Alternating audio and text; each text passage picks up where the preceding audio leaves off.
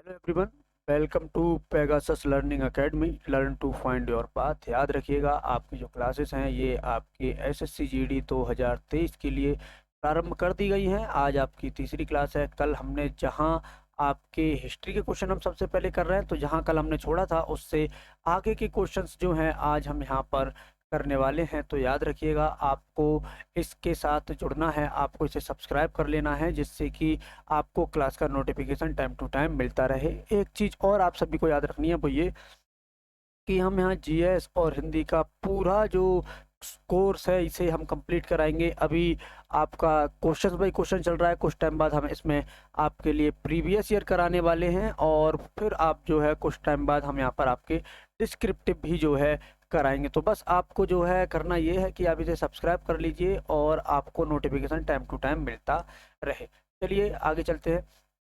पहला क्वेश्चन देखते हैं, क्लास को प्रारंभ करते हैं। क्वेश्चन है, निम्नलिखित में से किस विदुषी ने वाद विवाद में अजय याज्ञवल्क्य को चुनौती दी थी? तो याद रखिएगा, घोषा, अपाला, मैत्री या गार्गी, ये सभी विदुषी महिलाएं थी, पर जिन्होंने याज्ञवल्क्य को चुनौती दी थी ये थी गार्गी। याद रखिएगा, इन दोनों के वाद विवाद के बारे में जानकारी जो है मिलती है बृहद कारण्य कोपनिषद।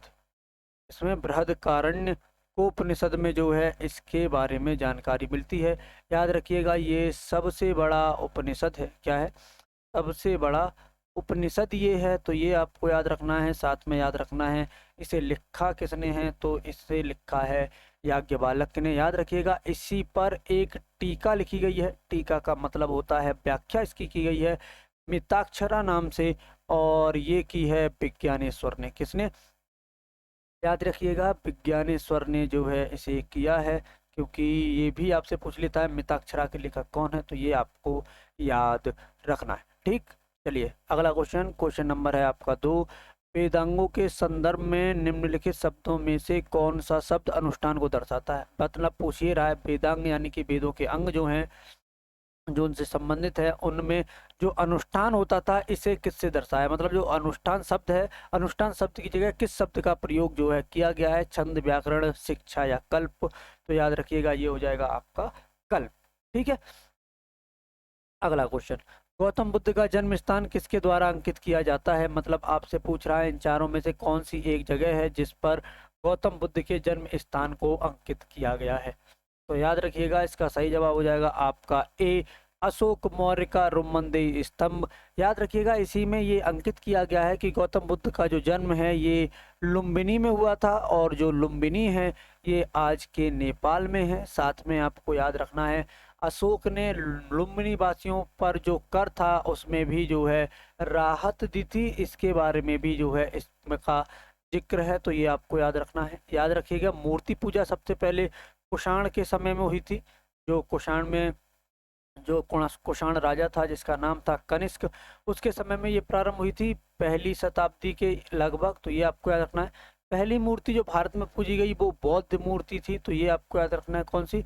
बौद्ध मूर्ति थी जो सबसे पहले यहाँ पर पूजी गई। पीपल वृक्ष के नीचे इन्हें ज्ञान मिला था, कई जगह ये लिखा है, पर असल में एक जगह है बरगद, जिसे जो मतलब पेड़ है बरगद, जिसे बोधि वृक्ष भी कहा जाता है, और यहीं पर जो है इन्हें ज्ञान की प्राप्ति हुई थी। ठीक है, चलिए अगला क्वेश्चन। हाँ, और याद रखिएगा, आपको इसे लाइक और शेयर जरूर करना है। एक बात और याद रखिएगा आप सभी, यहाँ आपको जो भी क्वेश्चन कराए जाएंगे वो सिर्फ वो क्वेश्चन कराए जाएंगे जो आपके एग्जाम में आए हैं। एग्जाम से इतर एक भी क्वेश्चन आपको यहाँ नहीं कराया जाएगा। हम जानते हैं आपका टाइम प्रीशियस है, कीमती है, और उस टाइम को बनाए रखना, उस टाइम का वो एक यूटिलाइजेशन आप करने के लिए जो है इस चैनल पर आए हैं। इसलिए आपको सिर्फ वही क्वेश्चन कराए जाएंगे जो आपके लिए जरूरी हैं। धातु से बने सिक्के सबसे पहले प्रकट हुए थे हड़प्पा काल में, उत्तर वैदिक काल में, बौद्ध काल में या मौर्यों के काल में? तो याद रखिएगा, धातु के बने हुए सिक्के सबसे पहले बौद्ध काल में शुरू हुए थे, और इन्हें कहते थे पंचमार्क सिक्के। पंचमार्क सिक्के, या जो है आप इन्हें आहत सिक्के भी कह सकते हैं। पंचमार्क सिक्के या आप इन्हें आहत सिक्के भी जो है ये कह सकते हैं। तो ये आपको याद रखना है। याद रखिएगा, हड़प्पा काल में मोहरें मिली हैं, लेकिन धातु के सिक्के नहीं मिले हैं। उत्तर वैदिक काल में जो है वस्तु विनिमय सिस्टम था, जिससे कि आपके पास मान लीजिए चावल है, किसी और के पास गेहूं है, आपको गेहूं की आवश्यकता है, इस व्यक्ति को चावल की आवश्यकता है, तो ये दोनों एक दूसरे से जो है एक्सचेंज कर लेते थे। इसे कहते थे बार्टर सिस्टम या वस्तु विनिमय प्रणाली। ठीक है। मौर्यों के समय की अगर बात करें तो याद रखिएगा, मौर्य जो थे इनके समय में सोने के सिक्के को पर्ण कहा जाता था। क्या कहा जाता था? पर्ण कहा जाता था। तो ये भी आपको याद रखना है। ठीक। अगला क्वेश्चन, बौद्ध धर्म में बुल का संबंध बुद्ध के किस जीवन की घटना से है? जन्म, महाविनिष्क्रमण, प्रबोध या महापरिनिर्वाण? तो याद रखिएगा, बुल का संबंध है जन्म से। जन्म से एक संबंध है कमल का, तो ये भी आपको याद रखना है। ये भी संबंध जो है ये महात्मा बुद्ध के जन्म से संबंधित है।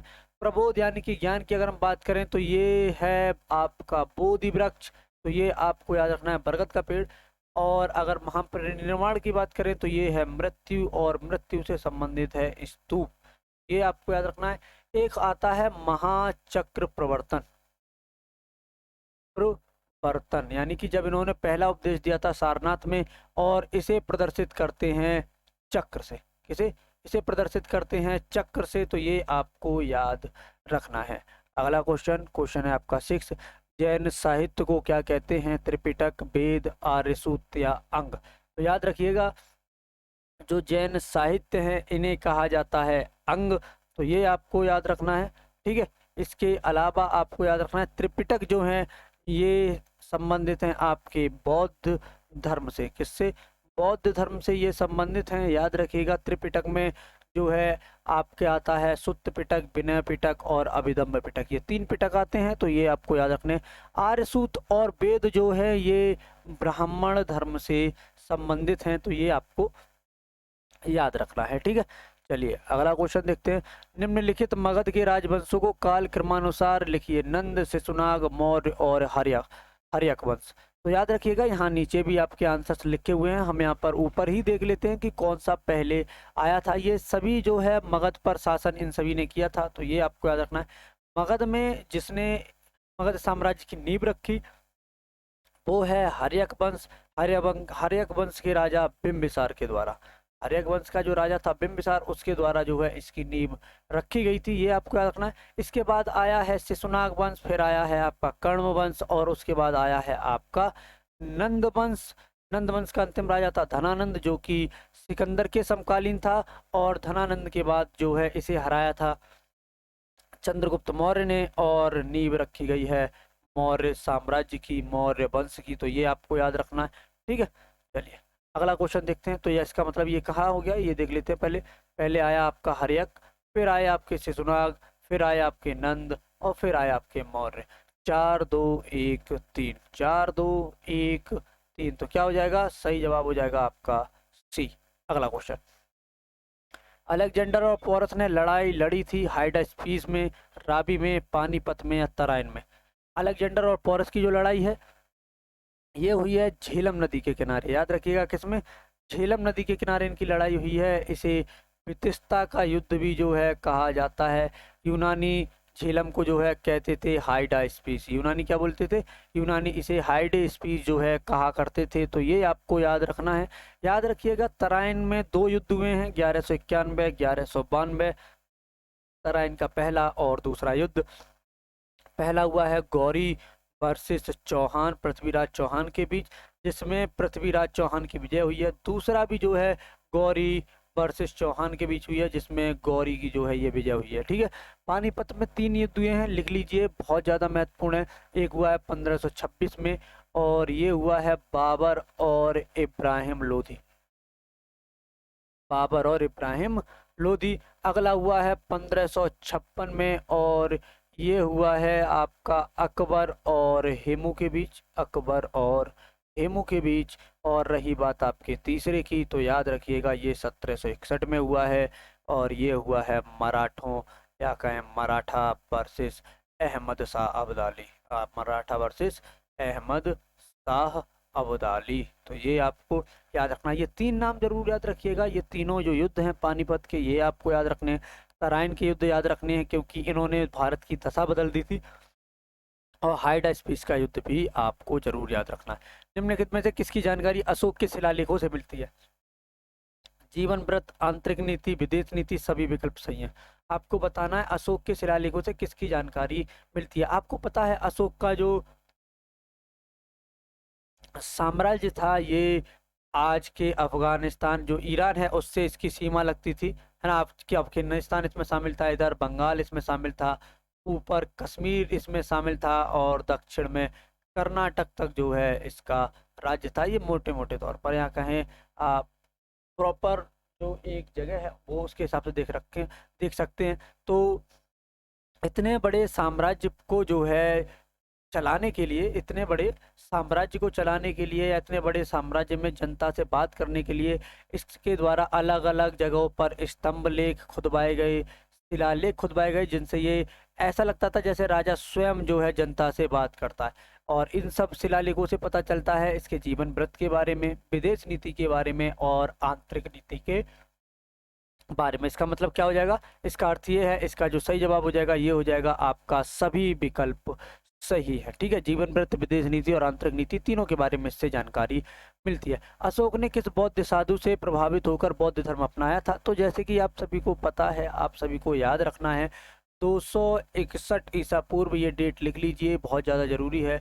261 पूर्व में महात्मा, सॉरी 261 पूर्व में कलिंग के युद्ध में जो है खून खराबा देखकर जो लोग बंदी बनाए गए, जो खून हुए, जो जो है नरसंहार हुआ, उसे देखकर जो है अशोक का मन द्रवित हो गया। तो ये याद रखिएगा, अशोक का जो मन है ये द्रवित हो गया और इसने जो है युद्ध की नीति छोड़कर जो है धम्म नीति को अपना लिया। किसे, युद्ध नीति छोड़कर धम्म नीति को जो है इसने अपना लिया और इसी के चलते जो है इसने बौद्ध धर्म अपना लिया। और बौद्ध धर्म को अपनाने के लिए या बौद्ध धर्म में से शिक्षित किया था जिस बौद्ध साधु ने, उसका नाम था उपगुप्त। तो ये आपको याद रखना है। बृहद्रथ जो है ये मौर्यों का अंतिम शासक था, मौर्यों का ये अंतिम शासक था, तो ये आपको याद रखना है। याद रखिएगा इसकी हत्या जो है ये पुष्यमित्र शुंग ने की थी। किसने, पुष्यमित्र शुंग ने जो है इसकी हत्या कर दी थी, क्योंकि ये इसी का सेनापति था। तो ये आपको याद रखना है।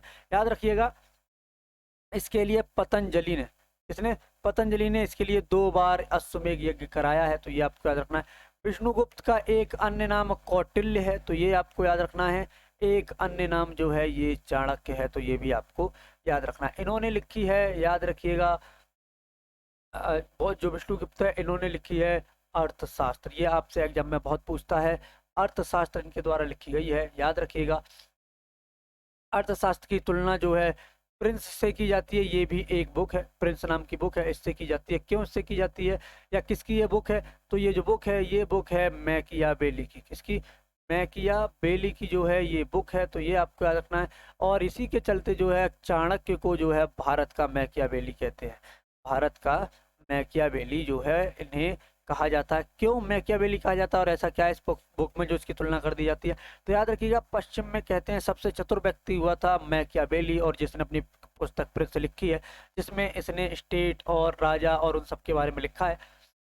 सेम हमारे यहाँ कौटिल्य हुए थे सबसे ज्यादा चतुर, और इन्होंने लिखी थी अर्थशास्त्र। तो ये आपको याद रखना है। एक बात याद रखिएगा, आप सभी याद रखिएगा कि आप सभी को जो है एसएससी जीडी 2023 के लिए सबसे महत्वपूर्ण कंटेंट की बात करें या सबसे महत्वपूर्ण क्वेश्चन जो है यहाँ पर कराए जाएंगे। आपका टाइम प्रीशियस है, तो आपका टाइम वेस्ट ना करते हुए जो है आपको यहाँ पर जीएस और हिंदी के वो सारे महत्वपूर्ण क्वेश्चन कराए जाएंगे जो कि आपके एग्जाम के पॉइंट ऑफ व्यू से जरूरी हैं, आपके एग्जाम में जो आते हैं।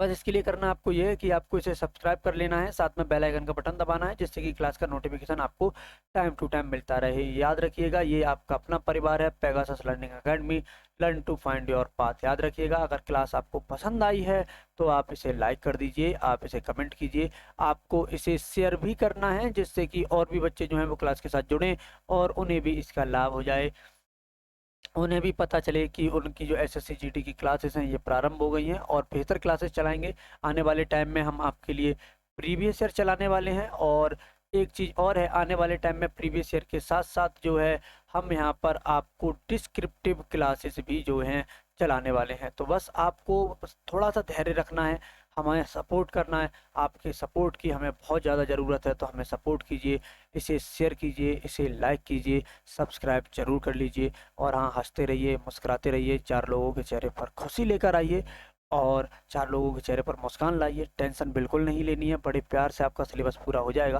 बहुत ज़्यादा टेंशन नहीं लेनी है, बस मस्ती मस्ती में पढ़िए और जितना हो सके उतना पढ़ने पर ध्यान दीजिए। ठीक है, आज के लिए इतना ही।